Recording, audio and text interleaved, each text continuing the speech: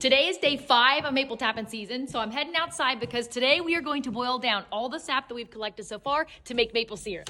Our maple syrup boiling station is here. So we just got a fire with our cinder blocks, 2 old pots on top, and we have 10 gallons of sap that we're gonna boil down. So when I put this in my pots, I only fill them up about halfway or less, because if you put too much in there, it'll boil over and you waste a lot of it. You pour it in, and you're just gonna boil it all day long. It's a 40-to-1 ratio. See, my 6-year-old's recording, he's doing a great job. You need 40 gallons of sap to make 1 gallon of syrup. So we're gonna be boiling for hours. We are boiling good. We've already boiled out about probably 3 gallons because I put in the rest of this, which is now empty. So we only have 5 gallons left. So doing good. So it's kind of hard to tell, but we went from 10 gallons down to, I don't know, probably 1 in there and maybe like a half gallon in there. And then we've got like maybe 3 in here. So we reduced by over 50%. I think I'm just going to take it inside and finish it because it's getting late. It's dark and we want to be inside for the night. So this is the sap that we haven't touched yet. I'm going to boil it down in this pot and then I'm going to combine these two. You can see how this is starting to get like a dark kind of caramel color. That's good. It's starting to turn into maple syrup. So I'm going to strain both of these through this cheesecloth and the mesh colander because during the boiling process outside, a lot of debris from trees gets in there and also some ash. So we're going to strain all that out and then boil it down to maple syrup.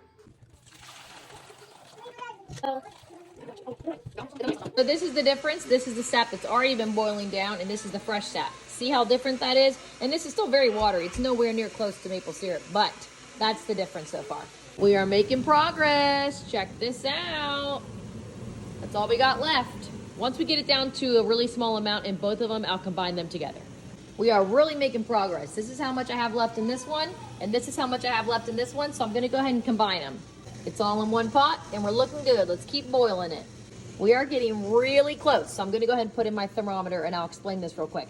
The science here is really cool. So once you've evaporated out enough sap and you have enough sugar content in your maple syrup, the temperature will start to rise. And your maple syrup is done when it reaches 7 degrees above the temperature at which water boils at your elevation. We are at 1,000 feet of elevation or less, so ours boils at 212. So once we hit 219 degrees, it's done. I got the thermometer in there, and it's kind of hard to see with the steam. Right now, it's still at about 212, so we just gotta wait.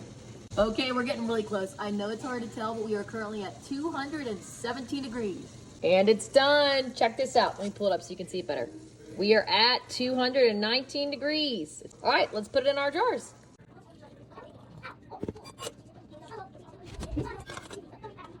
So as you can see here, we got 2 pints, and this is what's left over, so we got a little over a quart. There you go. Now I'm just gonna put my lids and bands on it, and this is shelf stable forever. Happy homesteading!